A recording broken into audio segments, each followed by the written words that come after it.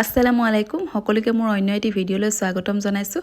আজি মই লৈ আহিছোঁ এটা খুব হেলদি কেক, গতিকে আপোনালোকৰ মাজতো শ্বেয়াৰ কৰোঁ। মই কেকটো বনাবলৈ 5টা কণী লৈছোঁ আৰু এয়া কণীখিনি বাতি এটাত ভাঙি ল'লোঁ আৰু সেই জোখমতে মই বস্তুখিনি দি যাম। কিন্তু মই কণীখিনিৰ পৰিমাণতকৈ অলপ কমকৈ তেল দিছোঁ, এয়া দেখিছে নহয়, কাৰণ তেলৰ পৰিমাণটো অকণমান কমকৈ দি মই বনাইছোঁ, যিহেতু হেলদি কেক বনাইছোঁ। তাৰ পাছত মই লৈ লৈছোঁ চেনিখিনি মই মিক্সিত গুড়ি কৰি ল'লোঁ আৰু চেনিৰ পৰিমাণটো তেলৰ সমানে দিছোঁ, কণীৰ পৰিমাণতকৈ অকণমান কমকৈ, কাৰণ মিঠাটো কমকৈ খাওঁ। আৰু তাৰপিছত দিছোঁ ইয়াত 2 চামুচ বেকিনখিনি দি ভাল ধৰণে এয়া মই মিক্স কৰি ল'ম। আৰু তাৰপিছত মই ইয়াত দি দিম ভেনিলা এচেঞ্চৰ সলনি আপোনালোকে ইলাচি পাউডাৰো দিব পাৰে। আৰু তাৰপিছত ইয়াতে মই আটা লৈছোঁ, আজি মই ময়দা ব্যৱহাৰ কৰা নাই, আটাৰে কেকটো বনাম। আৰু এই আটাৰ পৰিমাণটো কণীৰ জোখমতেই লৈছোঁ আৰু আটাখিনি অকণকৈ দি পেলাই মই ভাল ধৰণে মিক্স কৰি ল'ম। আৰু এয়া মিক্স কৰাৰ পাছত মই ইয়াত দি দিছোঁ 2 চামুচ বাটাৰৰ ফ্লেভাৰটো মই খুবেই বেছি ভাল পাওঁ, সেইটো কাৰণে। আৰু তাৰপিছত এইখিনি মিক্স কৰি এটা বেটাৰ ৰেডি কৰি লৈছোঁ। এয়া চাওকচোন, খুবেই স্মুথ বেটাৰ এটা ৰেডি হ'ল। আৰু এতিয়া মোৰ বেটাৰখিনি ৰেডি হৈ যোৱাৰ পিছত এটা সৰু চচপেন লৈছোঁ।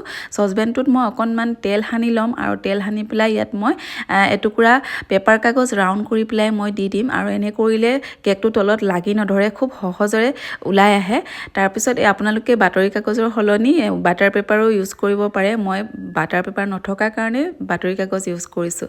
আৰু ইয়াতে মই আধা বেটাৰখিনি দি পেলাই চচপেনটো অকণমান ডেপডেপাই দিলোঁ। তাৰপিছত আধাখিনি বেটাৰত মই এয়া ফুড কালাৰ মিক্স কৰি লৈছোঁ, কাৰণ মই 2টা কালাৰত কেকটো বনাম যিহেতু। তাৰপিছত এয়া মই কালাৰখিনি মিক্স কৰি পেলাই বেটাৰখিনিৰ ওপৰত আকৌ এইখিনি বেটাৰ দি দিছোঁ। আৰু এনেধৰণে কৰিলে দেখিবলৈ খুবেই ধুনীয়া লাগে। মোৰ শাহুমাই আগতে কালাৰিং কেক খুবেই বনায় আৰু মোৰ ভতিজাকেইটাই খাই খুব বেছি ভাল পায়। আচলতে সৰু ল'ৰা ছোৱালীৰ খুবেই প্ৰিয় এই বস্তুটো। তাৰপিছত মই ওপৰত কালাৰিং চেৰি দি পেলাই অকণমান ডেক'ৰেট কৰি দিলোঁ। আপোনালোকে কাজু পিস্তা ড্ৰাই ফ্ৰুটছ দি পেলাই ডেক'ৰেট কৰিব পাৰে। এটা ডাঙৰ চচপেন ল'লোঁ, তাতে বালি অলপ গৰম কৰি এডাল ষ্টেণ্ড দি পেলাই মই সৰু চচপেনটো তাতে ভিতৰত দি এয়া ঢাকনাখন মাৰি মই পটাগুটিৰ সহায়ত এয়া হেঁচা মাৰি ঢাকনাখন মাৰি দিম।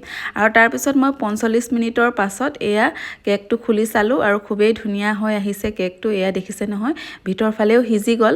কাৰণ মই 45 মিনিট এই কাৰণেই ৰাখিলোঁ, প্ৰথমতে মই অকণমান হাই ফ্লেমত ৰাখিছিলোঁ আৰু মাজতে মই অকণমান মিডিয়াম ফ্লেমত আৰু তাৰপিছত মই একেবাৰে ল' ফ্লেমত ৰাখিছিলোঁ। সেইটো কাৰণে মোৰ অকণমান দেৰি লাগিলে।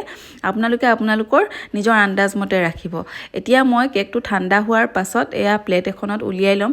দেখিছে নহয়, খুব সহজভাৱে ওলালে। আচলতে খুবেই ধুনীয়া আচলতে কেকটো হৈছে। অকণমান কালাৰটো ডাৰ্ক হৈছে যদিও খাবলৈ খুবেই সোৱাদ হৈছিলে আৰু বহুত বেছি স্পঞ্জি নাই হোৱা, কাৰণ মইতো প্ৰথমতেই কৈছিলোঁ যে মই অকণমান তেল কম পৰিমাণত দি পেলাই কেকটো বনাইছোঁ, সেইটো কাৰণে অকণমান ড্ৰাই হৈছে, কিন্তু খাবলৈ বহুত বেছি সোৱাদ হৈছে।